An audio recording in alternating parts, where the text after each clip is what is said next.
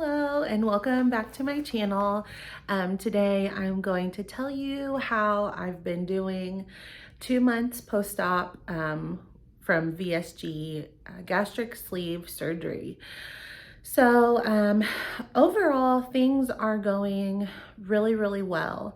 I feel like I say that every time, and I don't know if I'm just lucky and had a pretty easy recovery, but things are relatively normal in my life, except for the fact that I can't eat as much as I used to.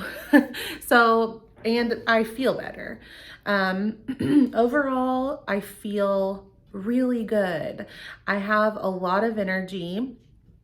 I am down 50 pounds. In 2 months, I'm down 50 pounds, which is amazing. And I'm so proud of myself because, I do have the tool, but the tool doesn't do everything for you. And it's still up to me to make those good choices of food. And, some days I don't do very well. Other days I do really well. And it all tends to balance out. So no, my food cravings, if you're curious about food cravings, I think it's different than for everyone, but I definitely still want some of the things that I used to eat, like pizza. Pizza is my absolute favorite food. And I still have a taste for pizza, for sure. But what I do, instead of just like eating regular pizza, I get the poppables from Papa John's. I like those. I can eat maybe a fourth to a half of that. Maybe not even that much, maybe more like a fourth of that. And that satisfies my craving for pizza pretty well, and it doesn't have crust. It's basically like toppings in a bowl, which that's pretty good. So there's ways that I'm navigating, food cravings. I don't feel extremely hungry, but I do definitely have a taste for certain things. Something that I've noticed this past month is that I'm hungry more often. So while I can only eat a little bit of, food at a time, I'm finding that I am hungry every couple hours, which normally I'm not very much of a snacker. I wouldn't eat breakfast. This is back before surgery. I would not eat breakfast ever. I would have a huge iced coffee every single day. Well, all the days that I would go to work. For lunch, I would probably go out to eat McDonald's or Sonic or Taco Bell or whatever sounded good to me. I would get on my lunch break. And then for dinner, either order carry out or I would cook, a big meal, nothing particularly healthful, more like, just comfort foods. And then I would be fine with that, and that would be all I would eat. I really wasn't much of a night eater or a snacker, and I'm not big on sweets, so I mostly just ate my food during my meals.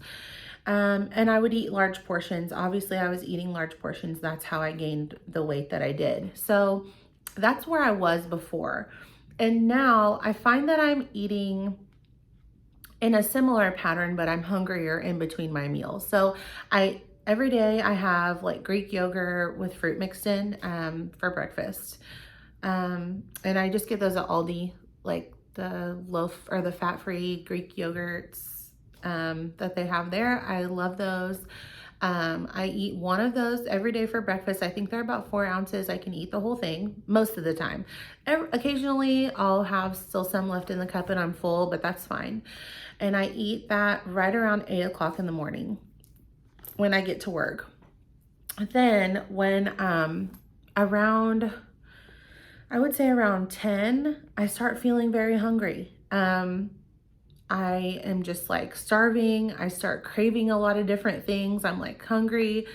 And then I have lunch at 11:10, which is pretty early. So I do eat lunch.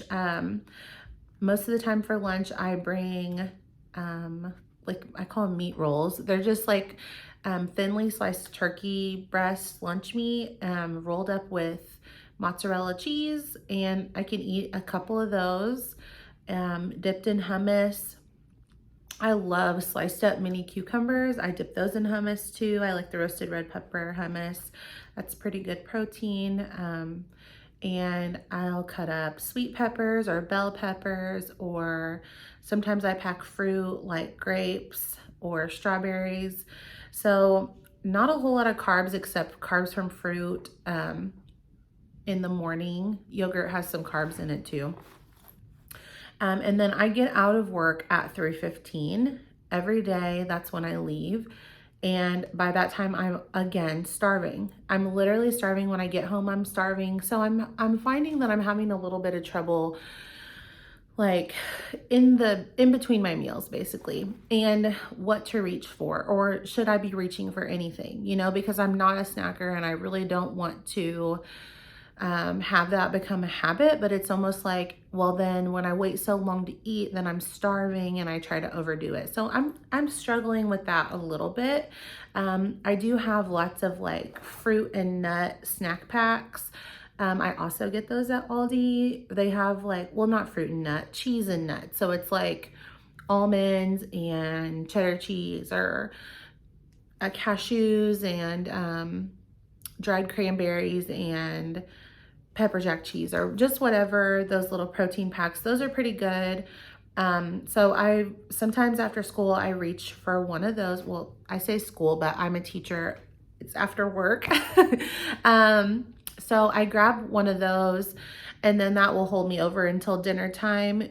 We eat dinner at different times, anywhere from 7 to 9 p.m. And the reason why we eat so late is because of sports. My daughters both do ballet. My son is doing football right now, but he also does track and field different times of the season. And, he's in band and things like that. So we are busy in the evenings, and that's just when I have time to eat. I make pretty normal things I say normal things for dinner. I don't know what's normal for you, but let's see, like last week I made meatloaf, mashed potatoes, vegetables. I made a roast. I made chicken strips one day. Yeah, just like regular Midwest food. But I only eat a very little bit. And then occasionally, depending on how late I stay up, I'm starting to feel hungry at night. And 9 times out of 10, I don't eat anything because I just like kind of force myself to go to bed because I know that I shouldn't be eating that late. So that is that. As far as stalls go, like I said, I've lost 50 pounds. Well, technically 49 pounds, but I'm right on the edge there. I'm rounding up because it makes me happy. Yeah, I've lost 49 pounds. And I'm very proud of that, but I know I could be doing better. I just feel like I could be doing better.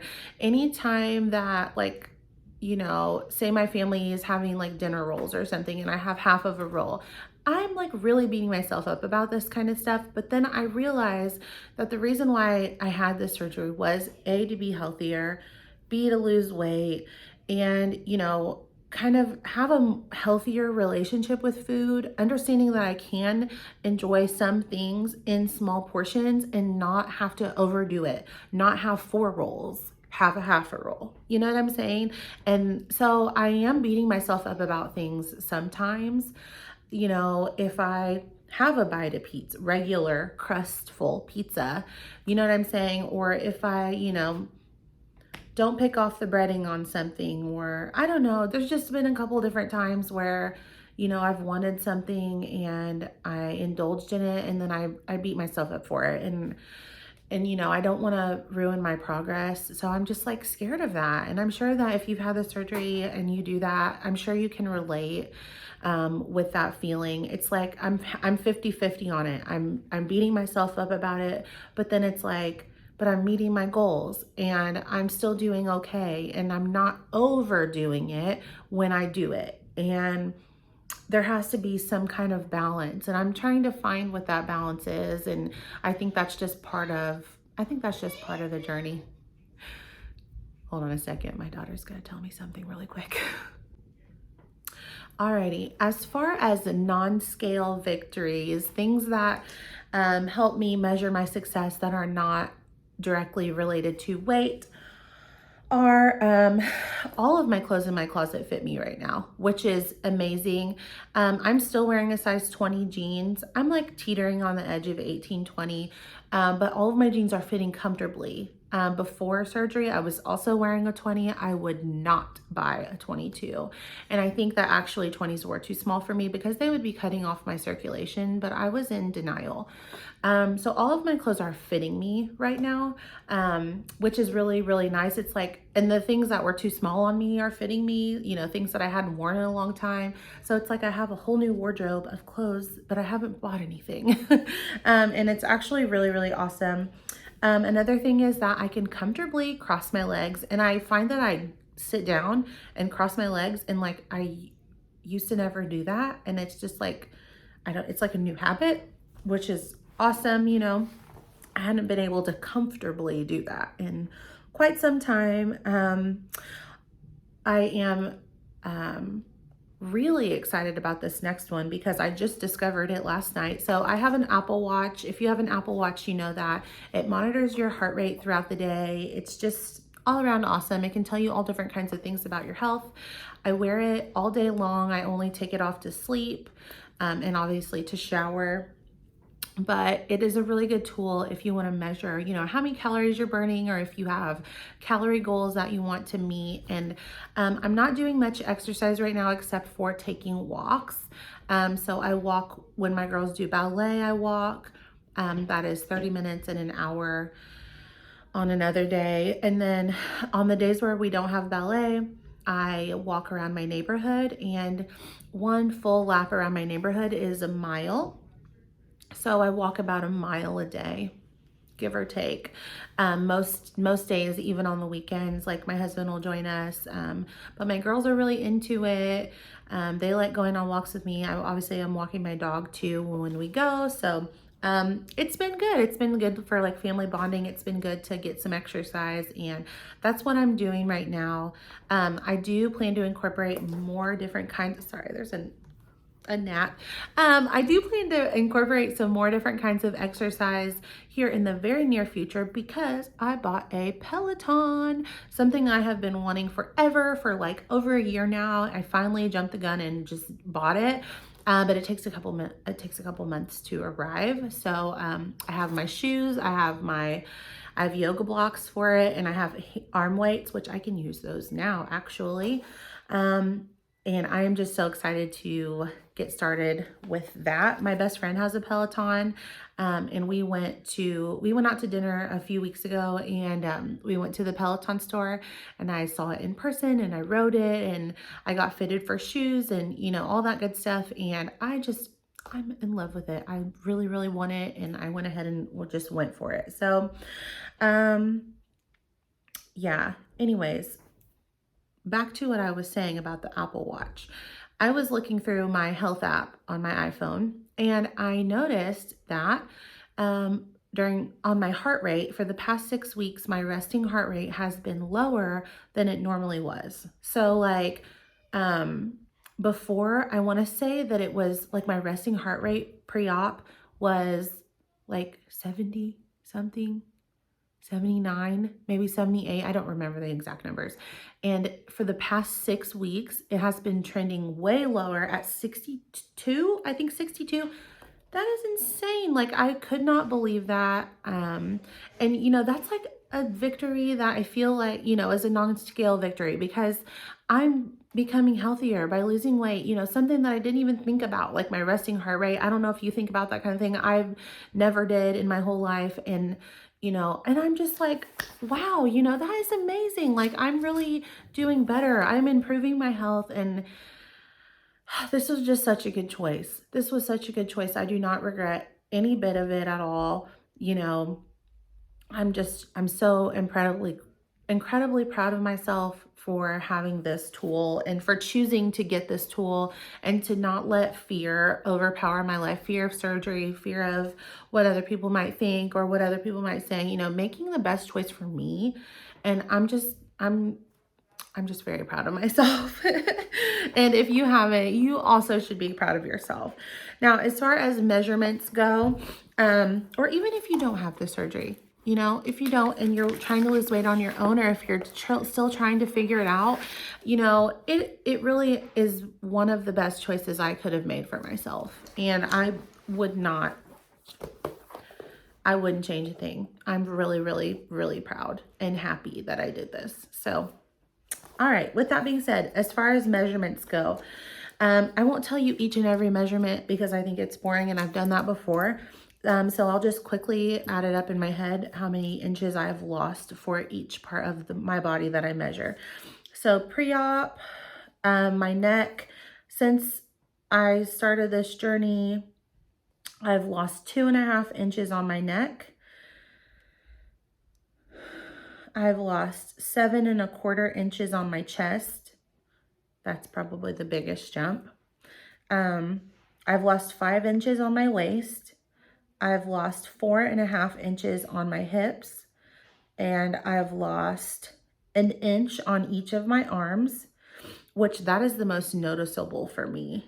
So my arms, I'm starting to notice a little bit of skin on my arms, like loose skin. And even though I've only lost an inch there, I feel like that is the place that I'm noticing the most. And then as far as thighs go, I only started measuring my thighs at 6 weeks along, so not very long ago, but I had a measurement of 31 inches at 6 weeks, and then that has gone down 1/2 inch at my 2-month mark. So yeah, as far as the guidelines in my book for what I should be eating at 2 months post-op, I believe I'm going to look at it to tell you. However, it is normal diet. It is basically normal diet. So it is phase 4. You start this from day 60 on, and then it just says 3 meals daily, protein supplements in between meals. I'm not taking any protein supplements at the moment. You know, maybe I should be taking protein supplements between my meals. This is something I may start doing.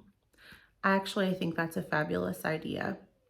I think I'm going to start adding protein shakes in between my meals when I'm feeling starving. That would make the most sense.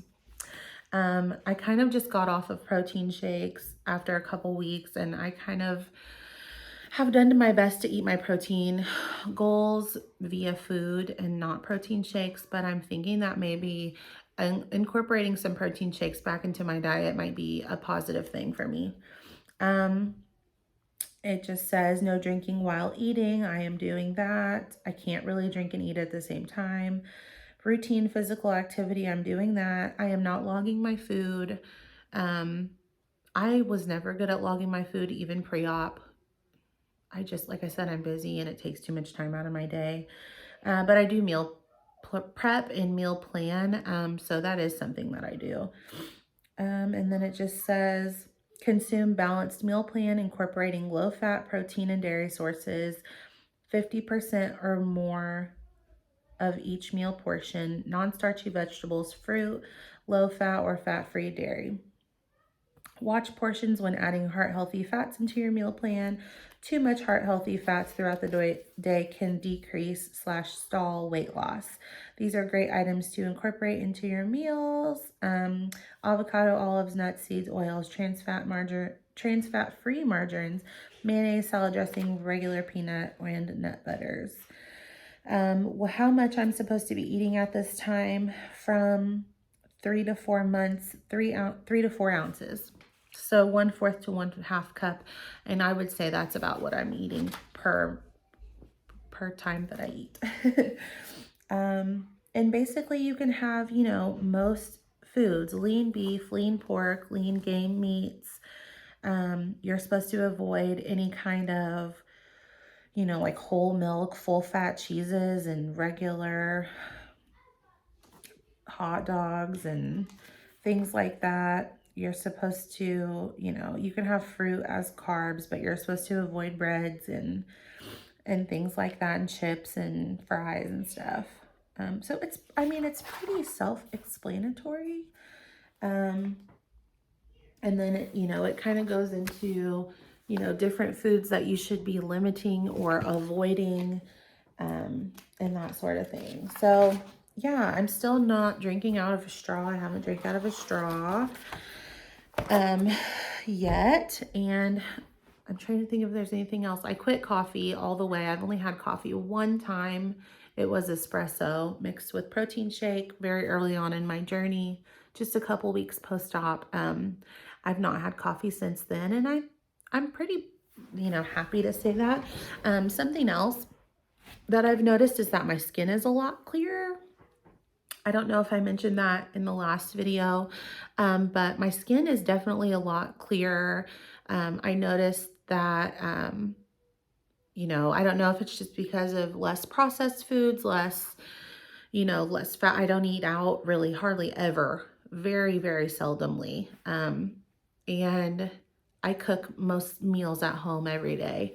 And I noticed I got one pimple, my first pimple since post-op, and it was on my chin, after I had an alcoholic beverage. And I don't believe I'm supposed to be having alcoholic beverages, but again, everybody's plan is different. Maybe I can. I would assume not yet. I think they want you to wait 6 months. I could be wrong. But I was out to dinner and I did have one alcoholic beverage. And then I had a couple more. I did not drink the full thing of any of these. I still avoided carbonation. I do not drink carbonation at all. So they were drinks mixed with fruit juice.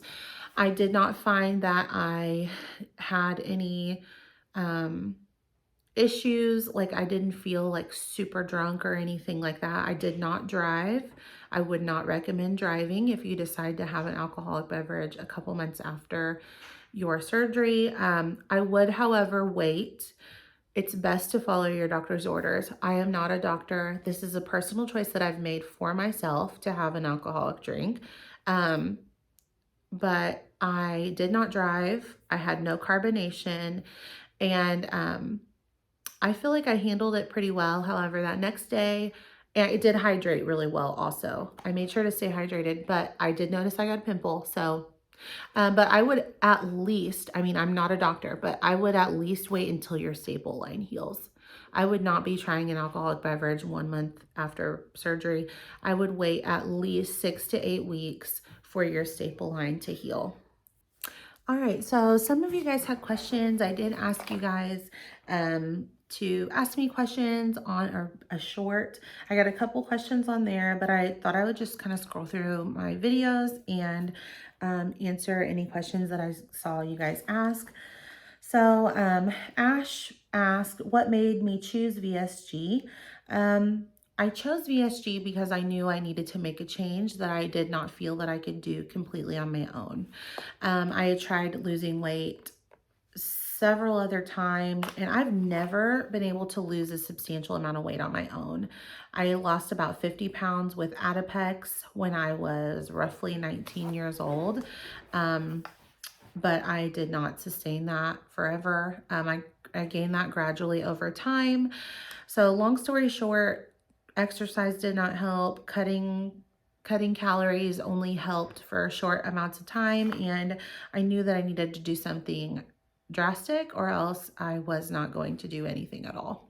So she also said that she has heartburn and she's been considering weight loss surgery, but she doesn't know like whether VSG or gastric bypass would be appropriate for her. I would encourage you to talk to your doctor. Those are the kinds of things they will ask you.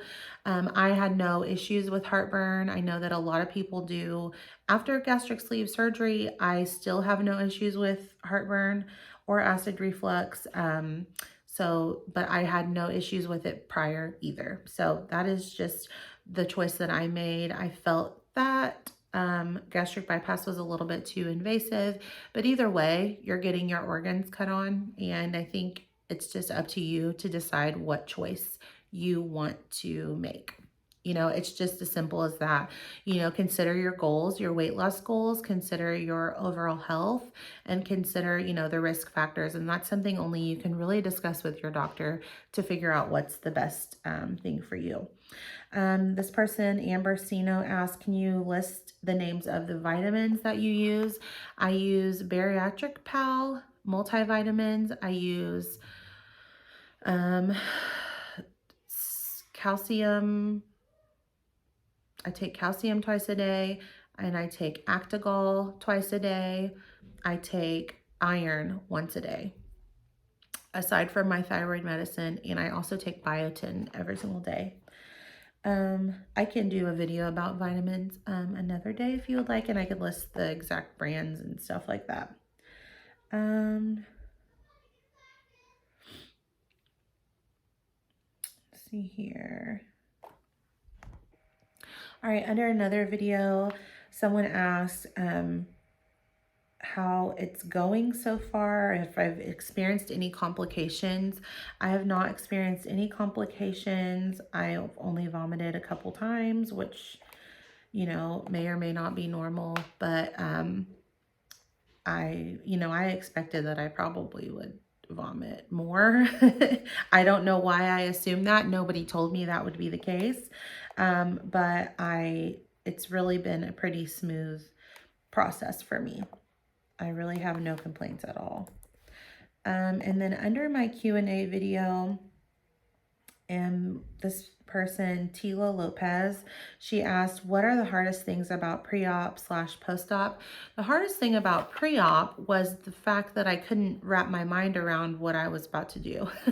So I was sort of in disbelief. I felt like at any moment I would chicken out and not do it. And so I didn't take my first week of the pre-op diet seriously. I'll just be honest. That was the hardest thing about it. Once I got into the hang of it, I knew that it was just a small fragment of time and that I would have to do this and that I was doing this for a good reason and that this was my choice and that I needed to do what I needed to do to be able to get the surgery. Post-op, the hardest things about post-op, nothing. Maybe food cravings. That's about it. What has been the biggest gain you've had so far from the surgery? Probably clothes. Having my clothes fit me, my confidence has increased because I think I look better in the face. My face is slimmed down a bit. Just being confident in choosing clothing and not having to worry about if it's going to fit or not, or be too tight or be uncomfortable all day, because my closet right now, pretty much all of my clothes fit me comfortably, and it's just a really good feeling. Do I have any regrets? Absolutely not. I would encourage anybody who's thinking about doing this to do it. 100%. Claudia Vasquez asked, what were your must-haves post-op? Is it hard to meet your daily macros and water intake? It is not hard at all to meet my daily water intake. As far as macros go, my bariatric office does not calculate macros. They calculate portion sizes and protein goals. So you are supposed to be getting, I believe it's 60 to 80 grams of protein a day, and you're not supposed to be eating any more than 4 ounces per meal. So that is kind of just the only thing that I calculate, not calories, not macros or anything like that. And then my must-haves post-op, probably a very comfortable. All right, as far as must-haves, I would say the biggest thing would be a very comfortable, like reclining pillow. I'll insert a picture of what I'm talking about here, because you'll probably be sleeping upright for a couple weeks. I know I did for the first 2 or 3 weeks. I had to sleep upright, like propped up on a pillow. I would also say protein water, because sometimes protein shakes are nasty. So definitely get the clear protein water off of Amazon. And just stock your kitchen up with stuff that you can eat prior to surgery, like the soups that you're allowed and the liquids you're allowed. And then other than that, I would say, just take it easy, walk around and, Yeah, that would be my must-haves. Most importantly, that pillow. So thank you guys so much for your questions. If you have any others, please feel free to write them below this video, and I will see you guys next month for another post-op video. Bye, guys.